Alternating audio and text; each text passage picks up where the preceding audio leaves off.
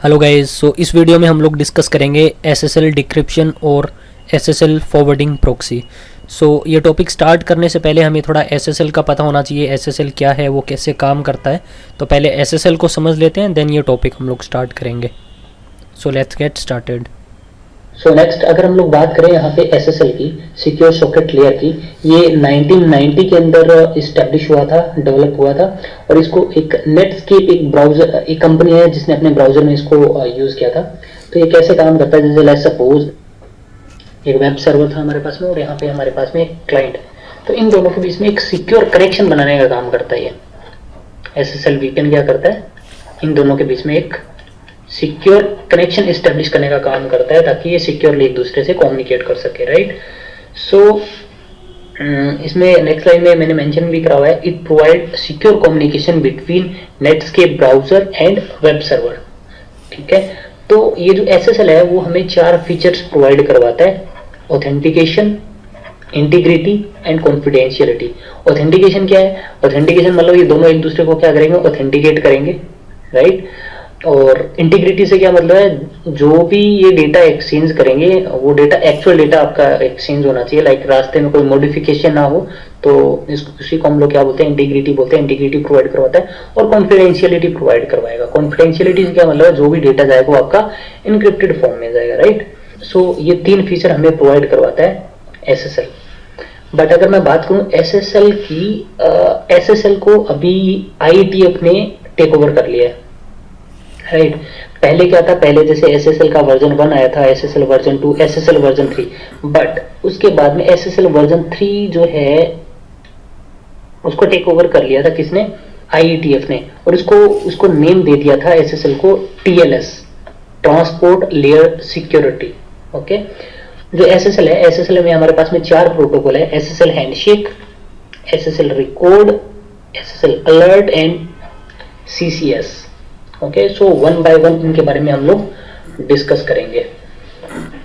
तो एक्चुअली क्या होता है, ये चारों प्रोटोकॉल यूज होते हैं 2 एंटिटी के बीच में सिक्योरली कम्युनिकेशन करवाने के लिए। तो सबसे पहले हम लोग बात कर लेते हैं एसएसएल हैंडशेक प्रोटोकॉल की। ओके, तो एसएसएल हैंडशेक को हम लोग एसएसएल का बैकबोन प्रोटोकॉल भी बोलते हैं। इसको बैकबोन प्रोटोकॉल क्यों बोलते हैं, ये ऐसे क्या फंक्शनैलिटी परफॉर्म करता है, वो हम लोग डिस्कस कर लेते हैं। एक्चुअली ये 2 काम करता है। जैसे अगर मैं एग्जांपल से समझाऊं, ये मेरे पास में एक क्लाइंट है और ये हमारे पास में एक सर्वर है, ये मान लेते हैं एक वेब सर्वर है, राइट। तो इनके बीच में एक सिक्योर कनेक्शन एस्टेब्लिश करने का काम करता है। एक तो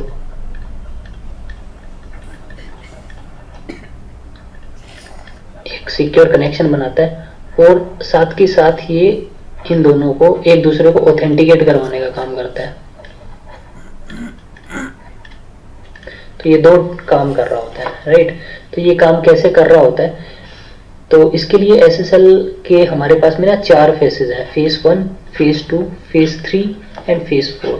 ठीक है, तो 1 बाय 1 इनको हम लोग डिस्कस करेंगे कैसे काम करता है। तो सबसे पहले फेज 1 में क्या होता है, जो हमारा क्लाइंट है ना, क्लाइंट एक हेलो मैसेज भेजता है किसको, सर्वर को। और ये इस हेलो मैसेज में कुछ पैरामीटर्स शेयर करता है, जैसे हमारा एसएसएल का वर्जन कौन सा यूज कर रहा है, एक सेशन आईडी शेयर करता है, साइफर शूट शेयर करता है। साइफर शूट क्या है, इसमें हमारी लिस्ट ऑफ एन्क्रिप्शन एल्गोरिदम आ जाती है, वो शेयर करेगा क्लाइंट, ठीक है। और कंप्रेशन मेथड्स की एक लिस्ट शेयर कर देगा। ओके, और सर्वर क्या करता है, सर्वर भी अपना हेलो भेजता है किसको, क्लाइंट को। और ये भी ये सारी इंफॉर्मेशन शेयर करता है, एसएसएल वर्जन, सेशन आईडी और साइफर शूट जो क्लाइंट ने भेजा था उसके अंदर जो हायर, जो सबसे सिक्योर जो इंक्रिप्शन एल्गोरिदम है वो शेयर करेगा। और जो सबसे जो अच्छा जो कंप्रेशन मेथड है वो शेयर कर देगा। मतलब यहाँ पे नेगोशिएट हो जाएगा और इन दोनों के बीच में एक, कह सकते हैं आप, एक लॉजिकल एक कनेक्शन क्या हो जाएगा, एस्टेब्लिश हो जाएगा। ओके, इसके बाद में आपका फेज 2 आता है। फेज 2 में क्या होगा, सर्वर ऑथेंटिकेशन होगी और की एक्सचेंज होगी। तो सर्वर क्या करता है, सर्वर एक सर्टिफिकेट शेयर करता है अपना, और सर्टिफिकेट के साथ में क्या करता है, ये एक पब्लिक की एक्सचेंज करता है। जैसे कि आप लोगों को पता होगा, सर्वर के पास में, जैसे ये जो क्लाइंट और सर्वर है उनके पास में 2 कीज होंगी, एक प्राइवेट की एंड पब्लिक की, राइट। तो सर्वर क्या करेगा, अपनी एक पब्लिक की क्या कर देगा, शेयर कर देगा, और फिर उसके बाद में अपना सर्वर जो है वो हेलो डन कर देगा, हेलो डन भेज देगा।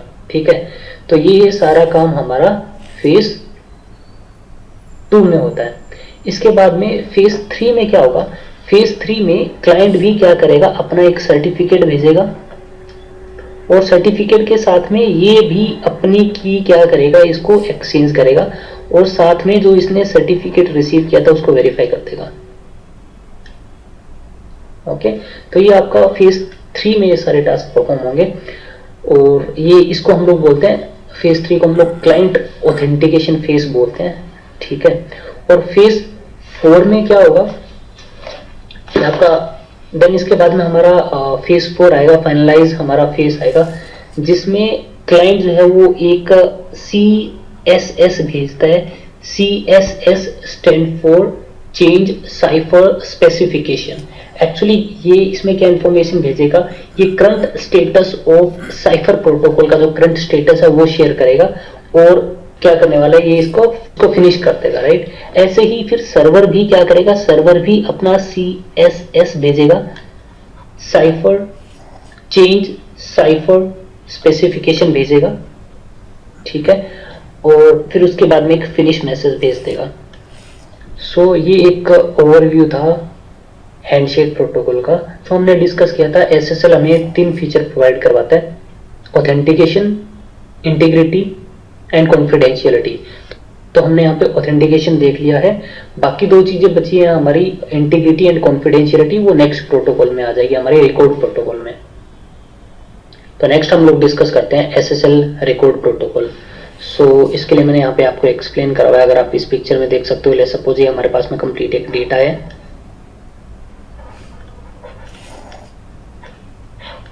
ठीक है, और ये डेटा जो है ना वो इसको कुछ फ्रेगमेंट में डिवाइड कर रखा है। ओके, सो मैंने यहाँ पे लेट्स सपोज ये एक फ्रेगमेंट उठा लिया, इसको थोड़ा मैंने एक्सप्लेन करने के लिए आपको इसका साइज थोड़ा इंक्रीज करके दिखा दिया है।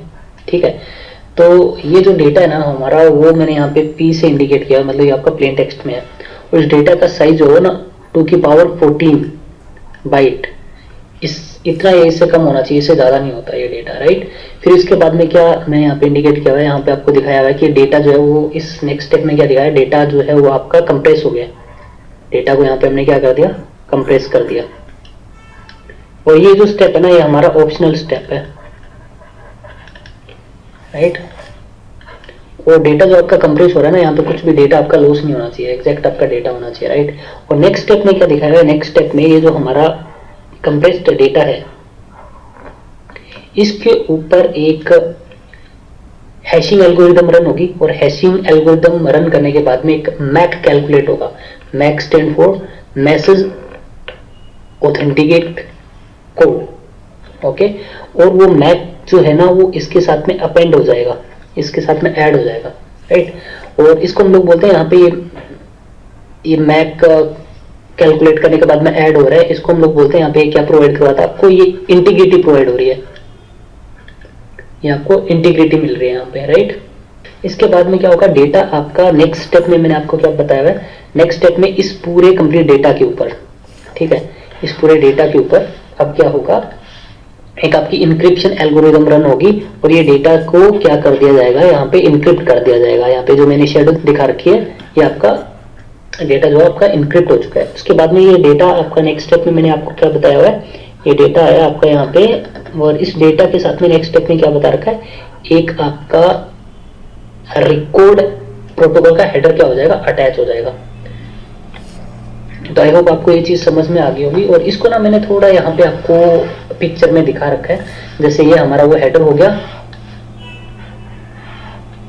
ठीक है, और ये वो हमारा डेटा हो गया इंक्रिप्टेड, और ये हमारा वो मैक हो गया। ठीक है, और ये आपकी पूरी इंफॉर्मेशन जो है वो इंक्रिप्टेड है। राइट, और अगर मैं इस हेडर को डिटेल में हम लोग अगर देखें यहाँ पे, तो 8 बाइट का यहाँ पे कंटेंट टाइप मिलता है आपको। कंटेंट टाइप क्या है, content type is the higher layer protocol used to process the enclosed fragment, okay. और 8 बाइट का यहाँ पे आपको मेजर वर्जन मिलेगा, मतलब मेजर वर्जन आपका कौन सा यूज हो रहा है, ठीक है। माइनर वर्जन आपको ऑप्शन मिलेगा, माइनर वर्जन आपका जैसे 0 है, और कंप्रेशन लेंथ आपको यहाँ पे मिलेगी। तो अभी हम लोग डिस्कस करते हैं एसएसएल अलर्ट प्रोटोकॉल के बारे में। सो एसएसएल अलर्ट प्रोटोकॉल एक्चुअली क्या करता है, जब भी कोई एरर डिटेक्ट होगा तो डिवाइस क्या करेगा, एक अलर्ट, उससे रिलेटेड एक अलर्ट मैसेज भेजने का काम करता है। चलो इसको एक एग्जांपल के साथ में समझने की कोशिश करते हैं। मेरे पास में 2 डिवाइसेस हैं, ये हमारा क्लाइंट है और ये हमारा वेब सर्वर है। तो लेट्स सपोज क्लाइंट ने एक एरर को डिटेक्ट किया, तो क्लाइंट क्या करेगा, क्लाइंट उससे रिलेटेड एक अलर्ट मैसेज जनरेट करेगा और वो भेज देगा वेब सर्वर को। सो चलो इसको हम लोग थोड़ा वैसे डिस्कस कर लेते हैं डिटेल में। तो जो हमारा एसएसएल अलर्ट प्रोटोकॉल है उसमें 2 बिट है एक्चुअली। सो यहाँ पे पहला बिट लेवल इंडिकेट करता है, दूसरा बिट अलर्ट इंडिकेट करता है। तो लेवल में भी हमारे पास में 2 चीज़ें हैं। अगर हमारा एरर वार्निंग से रिलेटेड है, इसको इग्नोर किया जा सकता है। अगर हमारा एरर कोई फैटल एरर है तो मतलब उसको इग्नोर नहीं किया जा सकता, फिर वो डिवाइस के साथ में हम लोग कनेक्शन ही क्या करता है, वो क्लोज कर देता है। अब अगर हम लोग बात करें अलर्ट की, इसमें कोड रहता है जो कि एक स्पेसिफिक एरर को इंडिकेट करता है। तो अभी अगर हम लोग यहाँ पे देखें, मेरे पास में एक लिस्ट बनी हुई है, एक कौन कौन से टाइप के हमारे पास में अलर्ट मैसेज हो सकते हैं और इनकी मैंने यहाँ पे आपको डिस्क्रिप्शन दिखाई हुई है। तो पहले टाइप का हमारे पास में मैसेज है, अलर्ट मैसेज है क्लोज नोटिफाई। इसका मतलब है no more message from sender, मतलब कोई मैसेज नहीं आ रहा है सेंडर से, राइट। एक और हमारे पास में अलर्ट मैसेज है अनएक्सपेक्टेड मैसेज। सो इसका क्या मतलब है, इनकरेक्ट मैसेज रिसीव्ड, मतलब वह क्या है, जो मैं मैसेज एक्सपेक्ट कर रहा था वो नहीं आया है, ठीक है, कोई और मैसेज आया है। Bad record MAC, bad record MAC क्या है, जब हमारे पास में कोई मैसेज आता है और उसके अंदर जो मैक है वो रॉन्ग है, तो उस केस के अंदर हम डिवाइस जो वो एक बैड रिकॉर्ड मैक मैसेज भेज सकता है। बैड सर्टिफिकेट, बैड सर्टिफिकेट में जो क्या है, इसको अगर हम लोग बात करें, इसमें जो हमें सर्टिफिकेट रिसीव है वो एक करप्टेड सर्टिफिकेट है। और इसके अलावा सर्टिफिकेट एक्सपायर्ड, इसमें क्या रहता है, जो हमारा सर्टिफिकेट होता है, जो उसका एक्सपायरी डेट होती है वो एक्चुअली सर्टिफिकेट हमारा एक्सपायर हो चुका है, तो उस केस में हम लोग, उस केस में डिवाइस जो है वो आपका ये इस टाइप का अलर्ट मैसेज भेजता है। सो आई होप आपको समझ में आया होगा। सो ये था हमारा SSL VPN. So guys SSL क्या करता है, लेट्स सपोज हमारे पास में यहाँ पे एक क्लाइंट है और एक ये वेब सर्वर है, ठीक है। और इस वेब सर्वर पे कोई भी वेबसाइट होस्ट है, मे बी कोई बैंक की वेबसाइट है, लेट्स सपोज एचडीएफसी की वेबसाइट यहाँ पे होस्ट है, ठीक है।